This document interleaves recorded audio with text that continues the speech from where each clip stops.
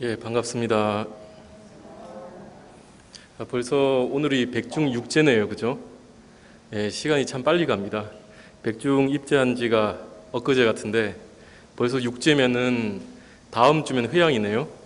예, 우란분제 회양입니다. 입추가 지나고 또 이렇게 벌써 입추가 지난 거 보니까 가을도 오는 것 같고 아침 저녁으로 바람이 좀 다르지 않습니까? 예, 그 입추 관련돼서 속담을 찾아보니까 재밌는 속담이 하나가 있어요. 입추에는 벼 자라는 소리에 개가 짖는다. 예, 벼가 햇빛이 너무 좋으니까 쑥쑥 크잖아요. 그러니까 벼가 자라는 소리가 들린대요. 개는 이제 귀가 밝으니까. 그 멍멍이한테는 그 벼 자라는 소리가 들어서 벼 자라는 소리 듣고 멍멍이가 짖는 계절이 입추다. 이렇게 얘기합니다. 그만큼 낮에는 햇빛이 좀 따갑고 그래도 아침나절, 저녁나절로는 조금 바람이 많이 선선해졌어요. 그죠? 산중은 오히려 춥습니다. 춥기까지 합니다. 그리고 오늘은 또 마찬가지로 육제이면서 8.15 광복절입니다. 그죠? 8.15 76주년 광복절이에요. 이 광복이라는 것은 말 그대로 해방, 광복이라고 하는 것은 일제의 억압으로부터 벗어났다.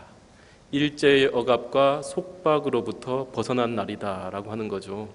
그래서 오늘 육제는 조금 다른 의미도 있을 것 같아요. 먼저 순국한 호국 영령들에 대한 이제 백중제도 같이 한다는 의미로 이제 받아들인다면 조금 더 큰 복덕이 되지 않을까 이렇게 생각합니다. 프린트는 다 받으셨습니까? 뭐가 복잡하죠? 복잡하지만은 이제 오늘 어차피 늘 이제 이런저런 법문 듣는 것도 괜찮지만은 또 교리적인 부분도 좀 한번 들어보면 어떨까 이 생각에 이제 인쇄를 앞뒤로 해왔는데요. 그 맨 위에 작은 글씨로 보게 되면은 이제 우리를 결박하는 번뇌에 대하여 이렇게 돼 있어요. 우리를 결박하는 번뇌에 대하여. 글씨가 너무 작아서 잘 안 보이시죠? 예, 괜찮습니다. 그냥 말로 들으셔도 돼요. 오늘이 8.15 광복절이라고 한다면은 광복과 해방이라고 하는 것은 불교의 수행 이론과 맞닿아 있습니다. 불교는 번뇌로부터의 해탈을 얘기하거든요. 번뇌의 속박으로부터 벗어날 것을 얘기한다. 그래서 오늘 제가 나눠드린 이 프린트는 불교에서 말하는 속박, 인간을 속박하는 번뇌는 어떤 것이 있는가, 그걸 좀 이제 요약적으로 적어 놓은 거예요. 그래서 간단하게 요것들에 대해서 살펴보는 걸로 오늘 법문을 해볼까 합니다. 거기 보시게 되면은 이제 첫 번째 페이지에 구결이라고 돼 있습니까? 구결, 빨간 글씨로 9구자, 그러니까 9가지 결이다라고 얘기합니다. 불교에서 말하는 번뇌를 다른 말로 결이라고 합니다. 결, 9가지 결이 있다. 결이라고 하는 것은 우리가 뭔가를 결속시킨다 할 때 그 결자예요. 맺을 결자입니다. 그 맺는다는 말은 뭐냐면 뭔가를 묶는다는 말이죠. 그래서 이 결이라는 것은 바로 번뇌인데 이 번뇌가 우리의 마음을 묶어버리기 때문에 결자를 씁니다. 그리고 결은 그 의미를 새긴다면 속박이다. 우리를 묶어서 억압한다. 이런 뜻이 있습니다. 그래서 불교는 이러한 우리의 마음을 속박하는 것을 벗어나고자 하는 것, 속박으로부터 해방되고자 하는 것이 불교의 본래 의미예요. 그래서 그 9가지 결이 뭐가 있는지 한번 알아볼까 합니다. 첫 번째 보면은 애결 되어 있습니까? 애결. 애결이라고 되어 있는데 애자는 사랑할 애자입니다. 그죠? 그런데 사랑할 애자지만은 앞에 다른 글자를 하나 더 붙여요. 탐자를 붙입니다. 그 탐해라고 씁니다. 보통은 그 탐해라고 하는 것은 우리가 흔히 알고 있는 탐이에요. 탐, 탐진치 삼독번뇌 가운데 탐이 애입니다. 뭔가를 좋아하는 마음, 뭔가를 좋아하면 끌어당기는 거죠. 끌어당기는 그 마음을 탐이라고 하기도 하고 애라고 하기도 하고 두 가지를 붙여가지고 탐애라고 하기도 합니다. 그래서 우리가 천수경 공부하다 보면은 탐해중재 금일참회, 진해중재 금일참회, 그 다음에 치암중재 금일참회, 맨 마지막 세 개가 그렇게 나오죠. 그 세 개 탐해, 진해, 치암이 탐진치 삼독번뇌라고 얘기해요. 그 가운데 첫 번째가 바로 애결이라고 해서 탐번뇌를 얘기합니다. 이 탐의 속성에 대해서 써 있죠. 마치 악교나 옷이 달라붙는 것처럼 염착, 들러붙어서 오염된 걸 염착이라 그래요. 염착을 특징으로 한다. 애라는 것은 곧 얽어맨다는 뜻이다. 이 불교의 기본 교리에서 탐이라고 하는 것을 어떻게 바라보는가에 대한 정의가 나와 있는 겁니다. 우리가 탐욕이 있잖아요. 마음속에 뭔가를 얻고자 한다, 뭔가를 탐한다, 탐욕한다, 애욕한다. 이 특징이 뭐냐면은 마치 악교와 옷이 들러붙는 것 같다 이겁니다. 악교를 혹시 들어보셨나요? 악교라고 하는 것은 뭐냐면은 흔히 이제 우리 얼마 전에 양궁 금메달 땄죠. 우리나라 사람들이 활을 잘 쏘잖아요. 근데 우리나라의 활의 대표적인 게 각궁이라고 합니다. 각궁. 뿔을 깎아가지고 이렇게 구부려서 같이 연결해서 만든 각궁이라는 게 있습니다. 그런데 이 뿔을 굽힐 때에 그때 접착제가 필요한데 그때 쓰는 접착제가 바로 뭐냐면은 민어라고 그 어류가 있죠. 민어의 불에를 끓여가지고 만든 접착제로 그 각궁을 휘게 합니다. 그래서 어쨌든 간에 그 민어 불에를 이용한 접착제라든지 다시마나 해초를 이용한 접착제라든지 녹말 풀이라든지 이런 모든 것들을 다 합해서 악교라고 얘기합니다. 악교. 쉽게 얘기하면 풀인 거죠. 그래서 탐이라고 하는 것은 어떤 속성을 지니느냐, 마치 풀이 또는 본드라고 할까 요즘은요, 뭔가 접착제가 달라붙는 것처럼 딱 달라붙으면 잘 안 떨어지는 거, 이게 이제 탐의 속성입니다. 그래서 불교에서는 그 탐에 대한 얘기를 할 때에 마치 풀과 같이 사람의 마음을 얽어매어서 떨어질래야 떨어뜨릴 수가 없는 것, 이렇게 정의를 하는 겁니다. 됐죠? 그 다음 두 번째 애결이라고 되어 있는데, 두 번째 애결은 어이죠. 아이가 아니라 어이의 애입니다. 그 애자는 좀 작게 적혀 있는데 성낼 애자, 화낼 애자입니다. 그래서 우리가 탐의 중재 금일참에 진의 중재 금일참에 진애자 할 때 애자는 어이의 애자예요. 그래서 성낼 애자입니다.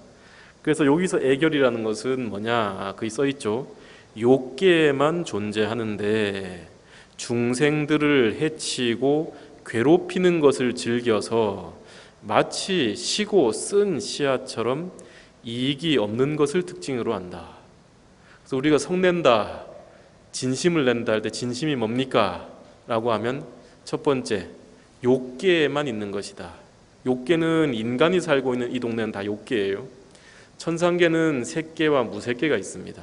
하여튼 우리 인간 정도 또는 저 위에 욕계, 천상 세계 정도, 그러니까 높은 단계가 아니에요. 아래 세계에 살고 있는 사람들이 주로 화를 많이 내요.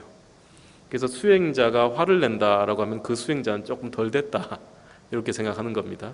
어찌됐든 간에 이 화를 낸다는 것은, 탐이라는 것은 끌어다니는 거라고 했죠. 화를 낸다는 것은 내치는 겁니다. 내가 싫은 것을 내치는 거예요.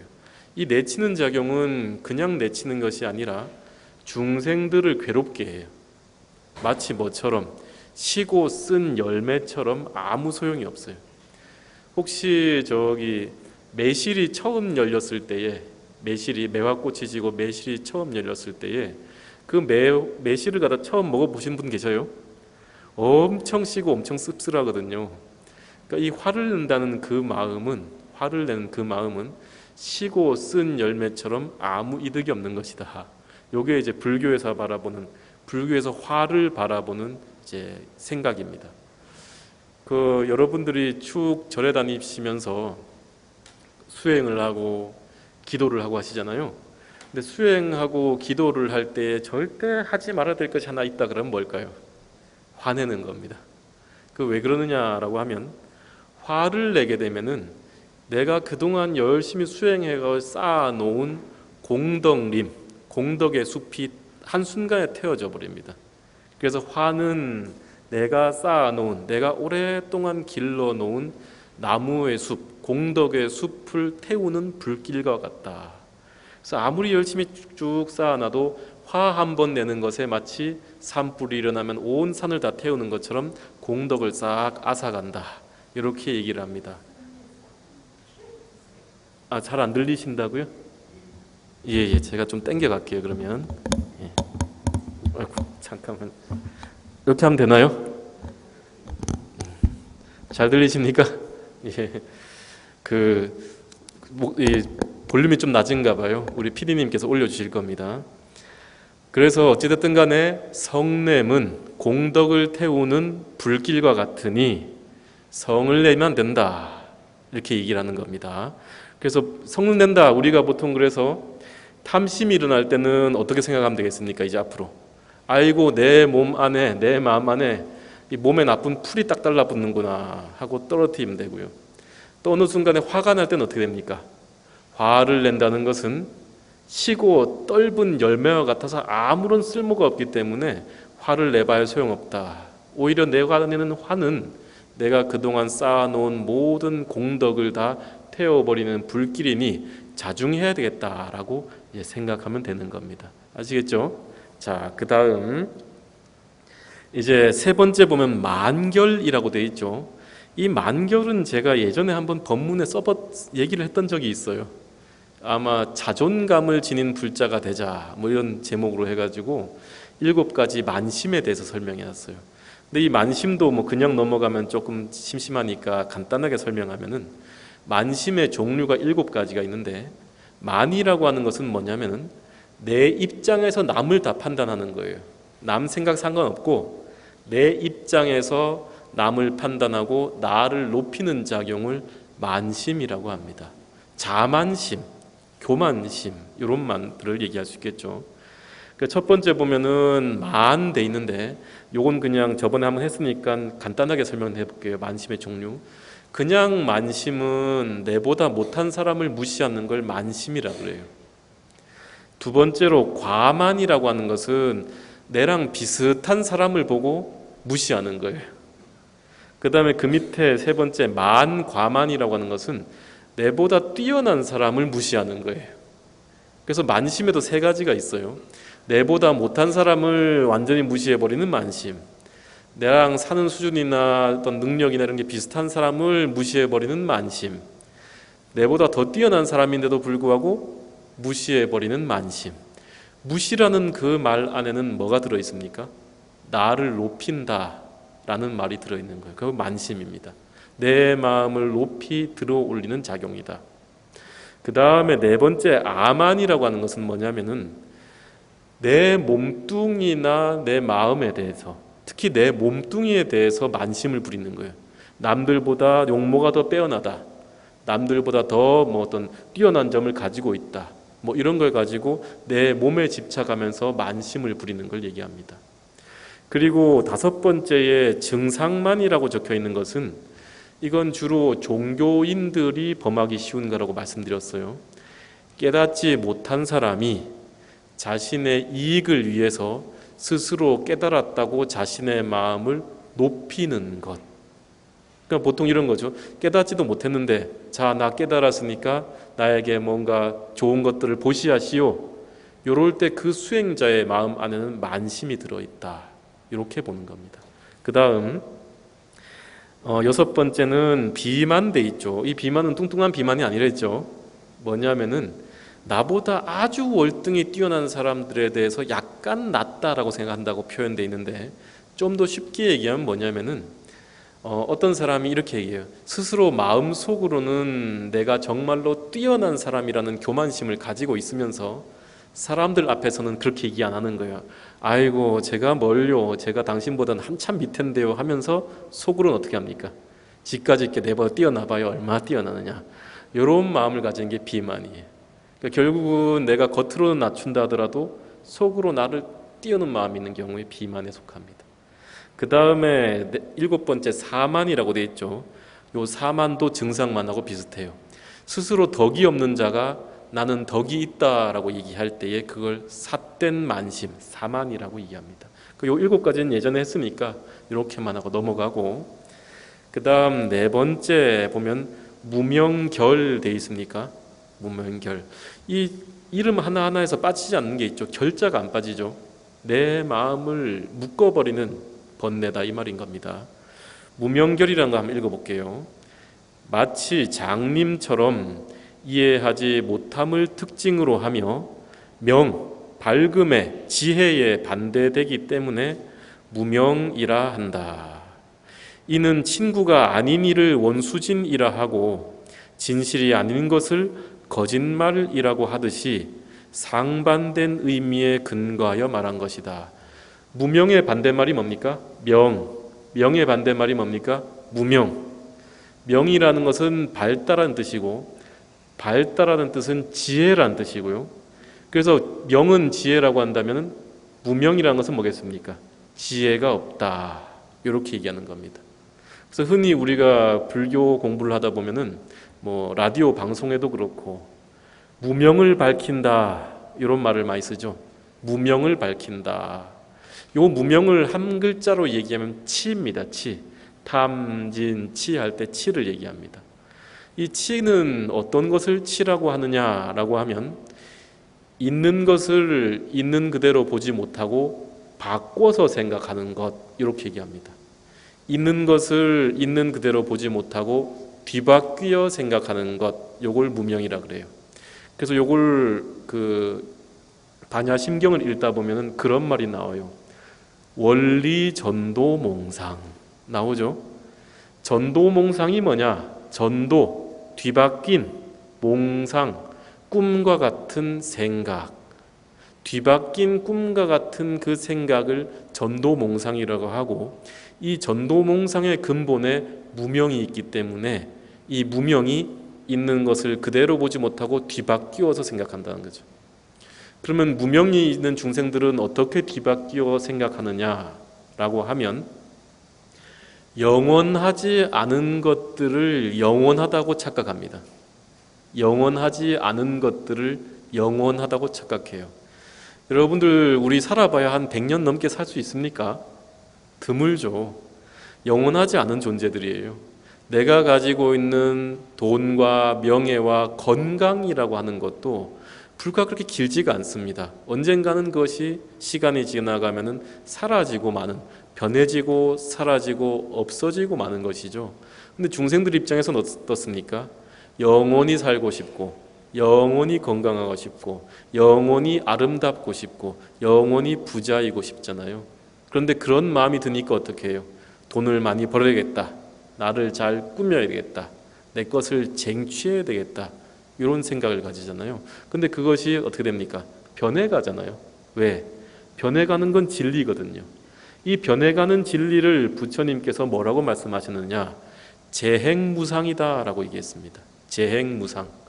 모든 인연 따라 만들어진 것들은 시간이 가면 그리고 인연이 흩어지면은 사라지고 말 것이기 때문에 집착할 것이 없느니라. 이게 부처님 가르침이거든요. 그게 부처님이 발견하신 진리거든요. 근데 중생들은 어떻게 합니까? 뭐든지 영원할 것이라 생각하고 집착을 하는 거예요. 그런데 집착해봐야 영원하지 않는 것이 영원하겠습니까? 영원하지가 않죠.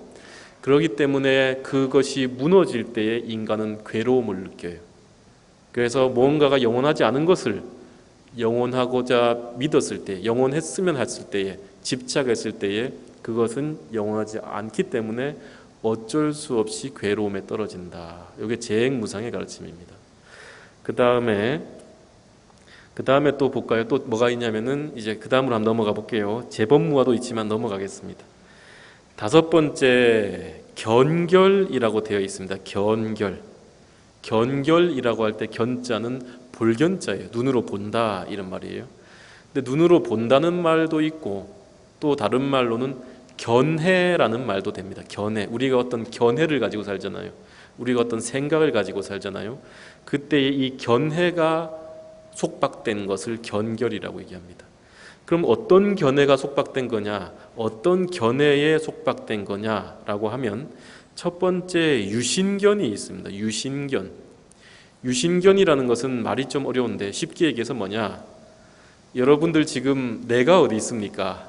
하면요. 내가 어딘지 한번 가르쳐 보세요. 내가 여기 있죠? 네. 난데 이러잖아요. 내가 여기 있네 이렇게 생각하잖아요.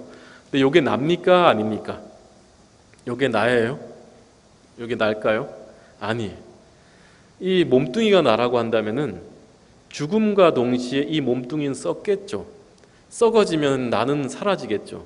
그럼 몸뚱이는 납니까 아닙니까? 아니에요. 내 팔도 내가 아니고 내 이 피부 뺨때기도 내가 아니고 내 몸통 어깨 몸통이 다 내가 아니에요. 근데 보통 중생들에게 나는 할 때 어떻게 하면 나는 이러잖아요. 왜? 내 몸이 나라고 우리는 알고 있고 그렇게 믿어왔기 때문에요. 하지만 이 몸뚱이라는 것은 평소에 더럽지 말라고 맨날 씻기고 하루 이틀만 안 씻으면 냄새 나잖아요. 그래서 맨날 씻기고 또 얼굴에 굴곡이 생겨 주름이 패일까봐 화장품도 발라주고 또 맛있는 거 좋은 것만 입에 넣지 않습니까? 자기 입에 그죠? 그러다 보니까 그렇게 가꾸고 해도 어떻게 됩니까? 한 80년이 지나고 100년이 지나면은 뒤도 안 돌아보고 가는 놈이 이 몸뚱이에요. 네, 뒤도 안 돌아보고 갑니다. 그래서 결국은 이 내 몸뚱이라는 것은 나라고 할 만한 게 아니에요.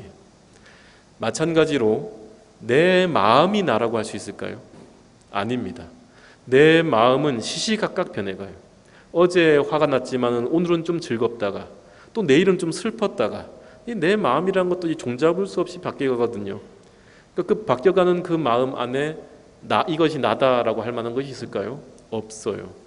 몸과 마음 그 어디에도 나라고 할 만한 것이 없는데 일반적으로 우리가 이 내 몸을 나다라고 생각하는 것을 유신견이라고 합니다.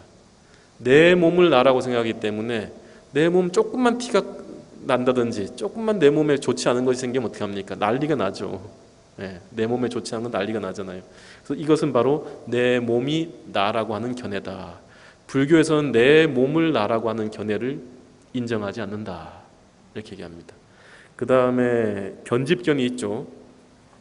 변집견이라는 것은 뭐냐면은 읽어볼게요. 오치온이 단멸하거나 항상 하는 것이 아님에도 단멸한다거나 항상 한다는 두 가지 견해에 집착하는 염오해다. 양극단에 집착한 것이기에 변두리를 집착한다 이 말이에요. 변집이라고 한다. 이건 뭐냐면은 자, 질문을 한번 던져볼게요. 만약에 내 몸과 마음이 나라고 한다면 우리가 죽고 나면은 내 몸과 마음이 이어질까요? 아니면 끊어질까요? 죽고 나면 완전히 사라질까요? 아니면 죽어서도 내 몸과 마음이 이어질까요? 어떻게 생각하십니까? 이어진다. 사라진다. 자, 손 안 드신 분들은 뭔가요? 내 몸과 마음이 자, 내란 말을 붙여 나란 말을 붙였죠. 나의 몸과 마음인 내가 나라고 하는 것이 죽고 나면 사라지고 아무것도 없어진다. 요걸 단멸론이라 그래요. 끊어질 단자를 써요. 그래서 내 몸과 마음이 내 죽음과 동시에 끊어져서 사라진다라고 믿는 것을 단멸이라고 하고 단견이라고 합니다. 또 내 몸과 마음이 죽었어도 이 몸과 마음 그대로 내생까지 이어진다라고 생각하는 것을 뭐라 그런다? 상견이라고 합니다. 상견, 항상할 상자를 쓰는. 그런데 불교에서는 내 몸과 마음이 죽음과 동시에 사라진다는 것도 잘못된 생각이고 내 몸과 마음이 죽음과 동시에 죽었지만은 쭉 그대로 이어진다는 것도 잘못된 생각이다. 이렇게 얘기합니다. 그래서 그 비유를 들 때에 어떤 비유를 드느냐라고 하면 이쪽에서 예를 들어 촛불을 켰다 칩시다. 초에 불을 붙이고 다음 초에 불을 옮겨 붙인 다음에 이 초를 끄고 나면은 이 불은 그 전에 있는 촛불과 같으냐 다르냐 이렇게 얘기합니다. 같아요, 달라요? 이 촛불은 그 전의 촛불입니까? 아니죠. 그럼 이 촛불은 그 전의 촛불과 아예 관계가 없는 끊어진 겁니까? 아니죠. 그래서 불교에서 이해할 때에 이 상견과 단견, 특히 이 변집견에 대한 견해는 이어지는 것도 아니고 끊어지는 것도 아니다. 이렇게 얘기합니다. 나중에는 이 불교에서는 좀 더 다른 말로 이걸 얘기하는데 어비윤회한다. 이렇게 얘기합니다. 우리가 지어놓은 우리의 몸과 마음은 내 생에 이어지거나 끊어지거나 하는 게 아니에요. 그럼 이어지는 것이 뭐냐라고 했을 때에 우리가 평소에 지어놓은 착한 행위라든지 악한 행위가 업의 종자가 되어서 이어진다. 이렇게 얘기합니다. 좀 어렵나요? 염라대왕 앞에 불려가면은 염라대왕이 여러분들한테 제일 먼저 뭘 물을 것 같아요? 우리 여기 영가분들 앉아 계시는데 영가분들 처음으로 염라대왕 만나러 갈 거 아니에요? 그럼 염라대왕이 제일 먼저 뭘 할까요? 너 살아생전에 뭐 잘했느냐, 뭐 못했느냐 먼저 물어볼 거 아니에요. 그럼 그걸 어떻게 알겠습니까? 아마 지장경을 보게 되면 들으셨을 거예요. 업경대라고 하는 걸 세워놓고 본다 이렇게 합니다. 업경대. 업경대라는 것은 우리가 지어놓은 모든 업이 이 거울 경자예요. 거울에 드러난다 이거예요. 그래서 꿇어앉아 있으면 마치 CCTV 녹화하는 것처럼 업경대에 우리가 살아생전에 지어놓은 행위들이 다 드러나요. 숨길래야 숨길 수가 없어요. 그걸 업경대라고 하고, 이 업경대는 조금 이제 설화적으로 푸는 것이라고 한다면 이 업경대를 좀 더 불교 교리적으로 얘기한다면 아뢰야식이라고 얘기할 수 있습니다. 아뢰야식이란 건 뭐냐면은 우리 마음 안에 블랙박스가 있어요. 차를 타고 가시면 요즘 사고 날 때 항상 기록하기 위해서 블랙박스가 있죠.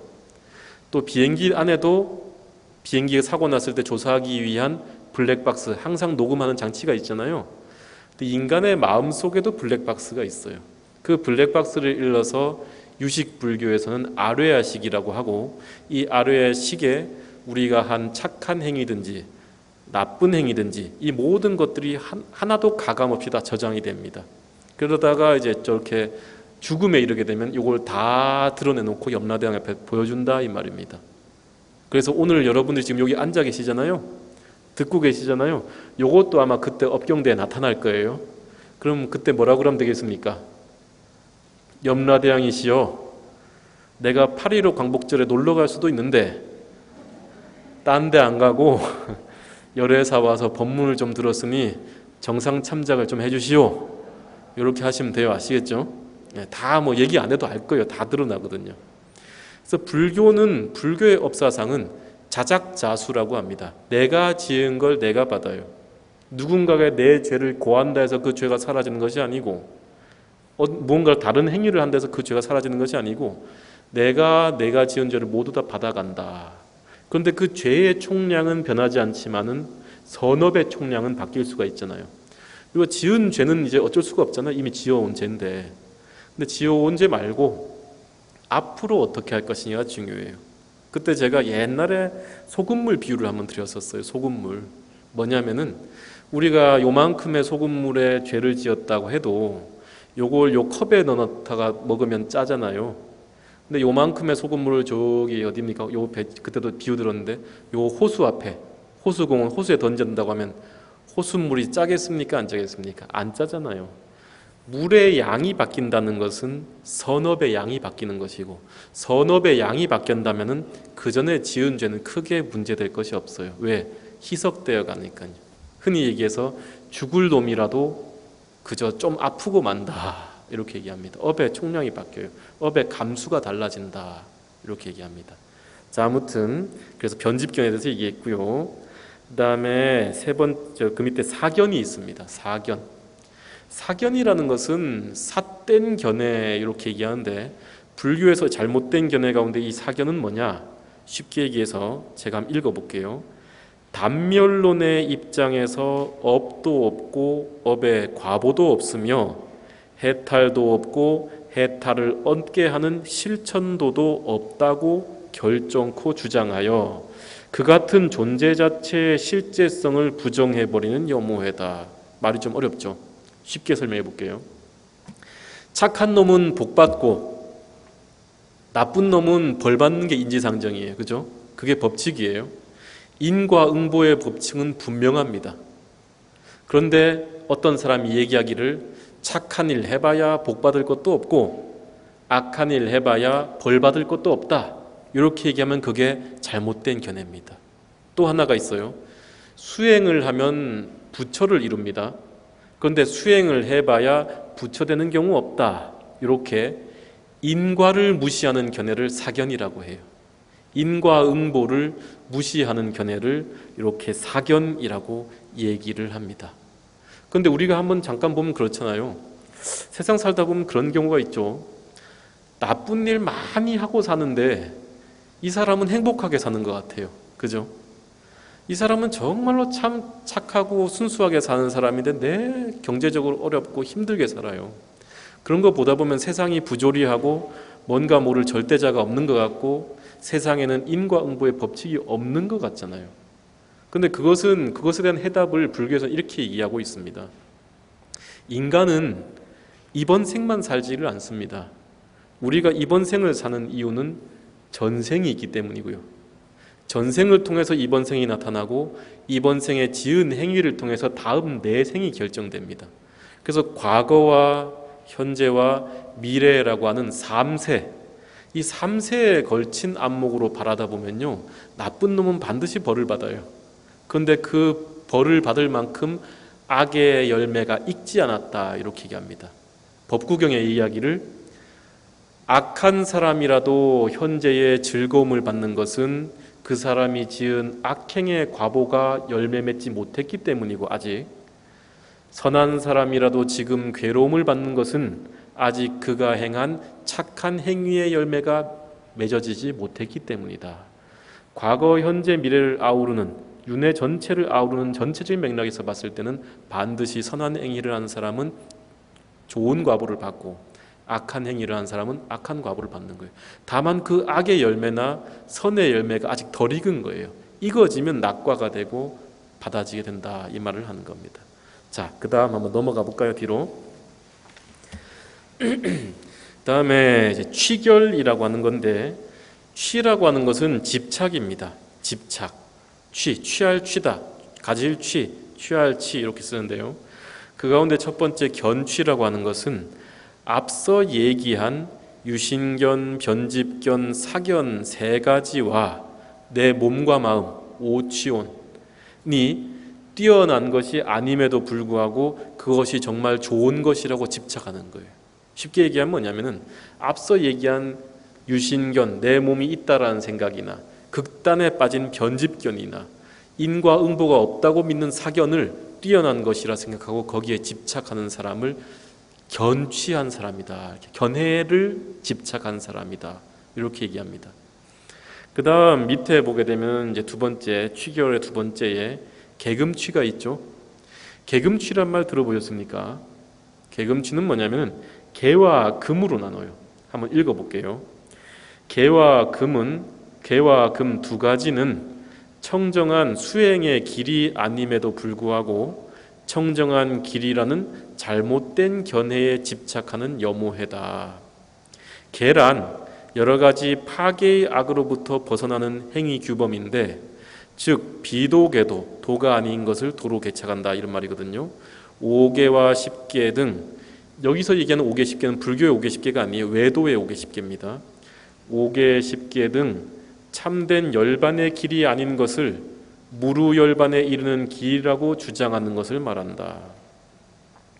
이건 뭐냐면은 우리가 종교를 믿다 보면 종교마다 다 지켜야 될 규범이 있죠. 규범이 있죠. 크리스찬 쪽은 이제 10계명이 있을 것이고, 불교는 뭐 3귀나 5개나 10개나 뭐 스님들 같은 250개나 이런 여러 가지 계율들이 있잖아요. 근데 이 개라고 하는 것은 해탈에 이르는 방편이죠. 근데 개가 목적이 되면 어떻게 될까요? 안 된다, 이 말인 겁니다. 또 다른 말로 얘기하면은 옛날에 데바다타라고 하는 스님이 있었어요. 데바다타는 바로 부처님의 사촌입니다. 그렇죠? 근데 부처님의 교단을 뒤엎고 자신이 부처님을 대신해서 자신이 불교 교단을 이어받고자 반역을 일으킨 사람이 데바다타입니다. 이 데바다타가 부처님께 와가지고 얘기하기를 5가지를 지켜야만 합니다라고 얘기합니다. 그 5가지가 뭐냐? 첫 번째, 소금을 먹으면 안 됩니다, 이거예요. 두 번째, 기름진 것을 먹어서는 안 됩니다. 세 번째, 버터를 먹어서는 안 됩니다. 세 번째는 그겁니다. 생선과 고기를 먹어서는 안 됩니다. 네 번째, 걸식을 해야만 합니다. 다섯 번째, 지붕이 있는 곳에 머무르지 않고 항상 1년 중에 8개월은 유행생활, 나무 밑에 머물고 떠돌이 생활을 해야 됩니다. 이렇게 얘기를 해요. 부처님께 그렇게 건의를 합니다. 부처님이 그 데바다타의 5가지 건의에 대해서 어떻게 말씀하셨을까요? 자, 소금을 먹지 않는다. 소금은 옛날에 귀한 음식이에요. 버터도 마찬가지고 버터를 먹지 않는다. 생선과 고기를 먹지 않는다. 육식을 하지 않는다 이 말이에요. 그 다음에 걸식, 다른 사람이 신도들이 공양을 청했을 때 그 공양을 받으러 먹으러 가지 않고 오로지 걸식만으로 산다. 지붕이 있는 절 사찰 안에 머무르지 않고 바깥에서 떠돌이 유행 생활을 한다. 우리가 보기엔 어떻게 느껴집니까? 야, 저 스님 대단하다라고 느껴집니까? 안 느껴집니까? 느껴지잖아요. 근데 이 5가지 데바다타가 주장한 법에 대하여서 부처님은 그것은 잘못되었다라고 얘기하십니다. 그것을 오로지 주장하는 것은 잘못되었다. 몸이 아픈 경우라고 한다면은 소금이나 버터나 생선이나 육류를 섭취해도 좋다.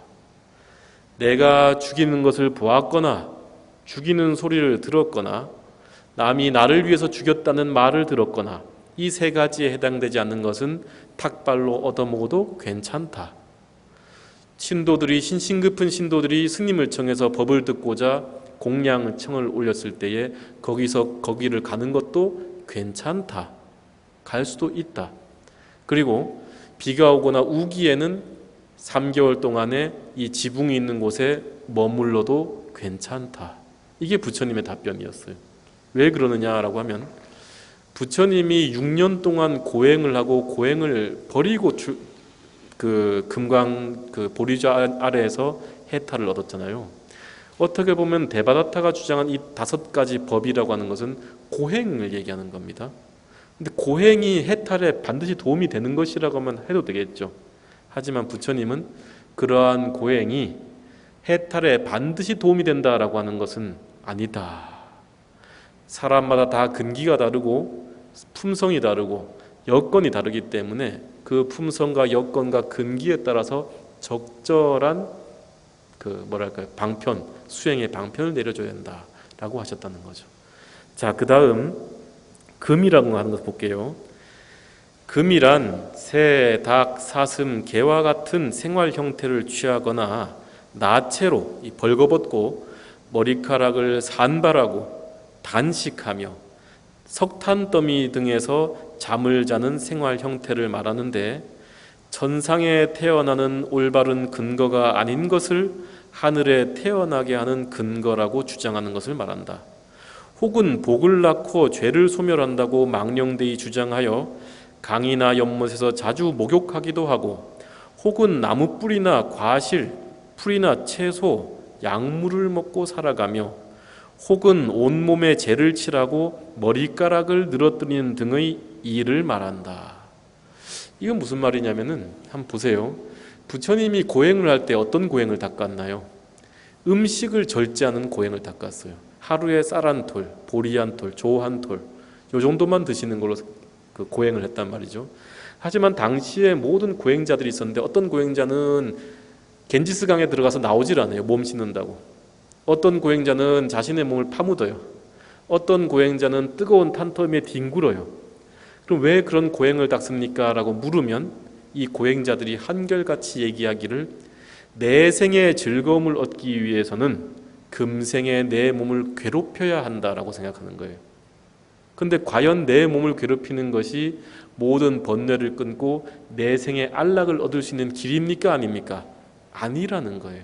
그래서 부처님은 이걸 다 부정합니다. 예를 들어서 얼마 전에 요즘도 TV에 보면은 오늘날 인공위성이 뜨는 이 시절에도 인도 모습이 나온 TV를 보면 겐지스강에 몸을 씻는 사람들 봤습니까? 겐지스강의 성수라고 해서 마시기도 하고 시체도 태우고 몸도 씻고 하잖아요. 그런데 그 당시 부처님 당시에도 그 몸을 씻는 사람들이 있었어요.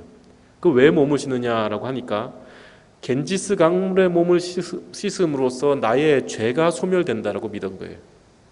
거기에 대해서 부처님이 이렇게 얘기하십니다.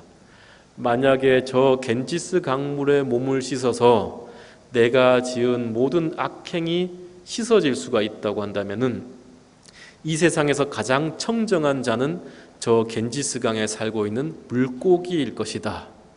이게 부처님의 답변이에요. 그래서 무슨 말이냐면은 해탈을 위해서는 해탈에 도움이 되는 일들을 해야 되는데 그렇지 않은 삿된 방법으로서 하늘에 태어난다거나 해탈을 얻고자 하는 그러한 생각을 개금취라고 합니다. 무소유는 어떻습니까? 무소유는 불교의 계율일까요? 아닐까요? 무소유는 아닙니다. 여러분들이 이제 법정 스님 책을 많이 읽다 보니까 무소유에 대해서 생각을 하게 되는데, 물론 이제 스님들 입장에선 사의지라고 해가지고 바루, 좌구, 불안약, 그 다음에 뭡니까? 가사장삼, 이 옷 있죠. 이런 걸 입고 네 가지만 가지고 삽니다. 소욕지족하고 살아요. 그런데 무소유가 불교의 핵심 주장이라고 생각하면 착각입니다. 특히나 여러 제가자분들께는 더더욱이나요. 제가자들에게 무소유를 얘기하지 않습니다, 부처님은. 그리고 무소유라고 하는 것은 당시 인도 사회 내에서 니간타 나타푸타라고 하는 자이나 교도, 불교에서 외도로 치부하는 자이나 교도들이 믿는 게 무소유예요. 그들이 얘기하는 무소유는 철저한 물질적 무소유입니다. 불교에서 얘기하는 무소유는 뭘까요? 응무소주 이생기심이에요. 내 마음이 집착되지 않는 거예요. 그런데 이 내 마음이 집착되지 않는 것을 무소유로 인식하지 못하고 오로지 물질적인 무소유만 인식하게 될 때 삿된 외도의 견해에 빠지게 됩니다. 물질적인 무소유를 주장하는 그들의 삶은 이렇습니다. 어떠한 옷을 입는 것도 다 소유가 되기 때문에 옷을 입으면 안 돼요. 자이나 교도들은. 그래서 홀라당 벗고 다닙니다. 나형 외도라 그래요. 그래서 또 마찬가지로 철저한 불살생을 실천해야 돼요. 육고기 아무것도 먹을 수가 없습니다. 또 마찬가지로 코에 벌레가 들어갈 수 있기 때문에 이미 코로나가 번지기 2500년 전부터 마스크를 하고 다녔습니다. 그리고 물을 마실 때에 물 안에 있는 벌레들을 삼킬 수가 있기 때문에 아주 미세한 천으로 걸러다가 주전자에 들고 다녔고, 길을 갈 때에 벌레를 밟을 수 있기 때문에 빗자루로 쓸고 다닙니다. 그래서 이들이 자이나 교도들의 모습이에요. 근데 부처님 스스로가 이 자이나 교도들의 이러한 행태에 대해서 해탈에 직접적인 도움을 될 수 있는 원인이 되지 못한다, 이렇게 얘기하고 계시는 거죠. 그 외도로 치부되는 거죠. 그게 바로 이 개금취라는 거죠. 자, 그 다음 7번째 의결이라고 있습니다. 의결이랄 때 의자는 의심이에요. 의심. 고진멸도 사성제에 대하여 마음으로 하여금 의혹을 갖게 하는 심리작용이다. 사성제, 부처님의 진리의 가르침에 대해서 이것이 참일까 거짓일까라고 의심하는 것을 말한다. 마치 어떤 사람이 갈림길에 이르러서 풀이 무성하여 갈 길을 결정하지 못하고 주저하는 것과 같다. 제가 요즘 논문 쓴다고 앉아 있는데요, 어른 스님이 부르더니 이런 말씀을 하셔요. 의심과 비판을 많이 하는 사람은 도에 들기 어렵다. 어른은 앞에 차를 같이 마시는데 어른이 저보고 들으라고 하신 소리겠죠, 당연히. 의심과 비판을 주로 일삼는 자는 분별이 많기 때문에 도에 들기 어려워요. 왜? 진리가 와도 진리를 바로 안 받아들이고 어떻게 합니까? 무조건 판단하고 비판하기 바쁘거든요. 물론 이제 이것이 진리인지 아닌지 판단할 필요는 있겠지만은 그것도 어느 정도 해야 되는데, 비판과 판단을 주로 삼으면 안 된다, 이 말이죠. 어떨 때는 그대로 믿어 들어가는 경우도 있어야 되고, 또 어떨 때는 이것이 참인지 거짓인지 판별할 때도 있어야 된다는 거죠. 우리는 머리로는 냉철한 이성을 지니고 있죠. 가슴으로는 뜨거운 열정을 지니고 있어요. 그런데 이 머리와 가슴이 둘이 되면 안 됩니다. 머리로서 이해만 하고 가슴으로 믿을 수 없는 사람은 머리만 굴리기 때문에 삿된 견해에 떨어지기 쉬워요. 삿된 견해. 또 이해는 하지 않고, 이해는 내팽개치고 머리는 내팽개치고 뜨거운 열정만 있고 믿음만 있는 사람들은 맹신에 떨어지기 쉽습니다. 맹신에 떨어지기 쉬워요. 그래서 불교 부처님께 말씀하시기를 머리와 가슴, 이해와 믿음이 새의 두 날개처럼, 수레의 두 바퀴처럼 균등하게 있을 때에 수행을 해나갈 수 있다라고 해요. 어느 정도 이해력을 갖추고 또 그 이해력에 기반한 신심이 있을 때에 밀고 나가는 거예요. 수레가 달리는 것처럼. 그래서 이 의심에 대해서 그렇게 얘기할 수 있다. 여덟 번째, 질결인데, 질은 이제 시기한다 이 말이에요. 시기 질투한다. 다른 사람의 뛰어난 일에 대해서 마음으로 참지 못하는 심리 작용이다. 참지 못한다는 것은 다른 사람이 획득한 공경, 공양, 재산, 지위, 지식 내지 그 밖에 뛰어난 법에 대해서 마음에 투기가 생겨난다는 뜻이다. 질투가 많으면 뭐가 어려울까요? 질투가 많은 사람은 수희찬탄이 어려워요. 수희찬탄이 뭡니까? 수희찬탄이라는 것은 다른 사람이 행하는 좋은 일에 대해서 따라서 기뻐하고 찬탄하는 마음을 수희찬탄이라 그래요. 대승불교에서 수행 방법 가운데에 수희찬탄은 내 복덕을 몇 배, 몇 갑절로 증폭시킬 수 있는 수행이에요. 다른 사람이 행하는 좋은 일을 보고 그 사람의 좋은 일을 따라 기뻐하고 나도 그와 같이 되어야지라고 하는 그 마음 하나만으로도 그 사람이 짓는 복덕을 얻어요. 내가 그걸 대승불교에서의 수희찬탄의 공덕이라고 합니다. 그런데 질투가 많은 사람은 남들이 좋은 꼴을 보지를 못하잖아요. 봐주지를 못하기 때문에 수희찬탄을 지을 수가 없고 수희찬탄을 짓지 못하기 때문에 공덕을 배가시킬 수가 없다. 이렇게 얘기합니다. 그 다음 마지막으로 간결이 있는데요. 간자는 아낄 간자입니다. 자신이 획득한 진리나 재물에 대해서 마음으로 인색하게 아끼는 심리작용이다. 자신의 소유물이 다른 사람에게 이르지 못하게 하는 것을 말한다. 내 걸 아끼다 보니까 베풀 마음이 있습니까? 없습니까? 안 들어요. 그래서 이 간결을 없애기 위해서는, 간탐심을 없애기 위해서는 보시를 행하라 이렇게 얘기합니다. 근데 처음 주는 거 잘 안 되거든요. 혹시 남한테 뭔가 한번 줘보셨습니까? 처음 줄 때 뭔가 개면쩍고 좀 부끄럽기도 하고 좀 아깝기도 하고 잘 못 줘요. 그런데 주다 보면 한 번 주는 것이 두 번 주게 되고 두 번 주는 것이 세 번 주게 되고 이 주는 것의 시원함을 얻게 되면 언젠가는 이 간결이 사라지게 돼요. 간결이 사라지게 되면 보시를 행하게 되고 보시를 행하게 되면 또다시 공덕을 쌓는 길이 된다라고 얘기를 하는 겁니다. 자, 마지막으로 여기 한번 읽어보고 끝내겠습니다. 왼쪽에 보면은 두 번째 장 왼쪽 편에 부처님께서 말씀하시길 되어 있죠. 제가 한번 읽어볼게요. 눈이 대상을 결박하는 것이 아니고 대상이 눈을 결박하는 것도 아니다. 그것을 결박하는 것은 바로 욕탐, 탐욕이다. 여기서 탐욕을 얽어매는 것이라고 한다. 예컨대 검은 소와 흰 소가 하나의 멍에에 묶여 있을 경우 검은 소가 흰 소에 묶여 있는 것도 아니며 흰 소가 검은 소에 묶여 있는 것도 아닌 것과 같다. 뭐에 묶여 있는 겁니까? 멍에에 묶여 있는 거죠. 이 멍에가 바로 번뇌입니다.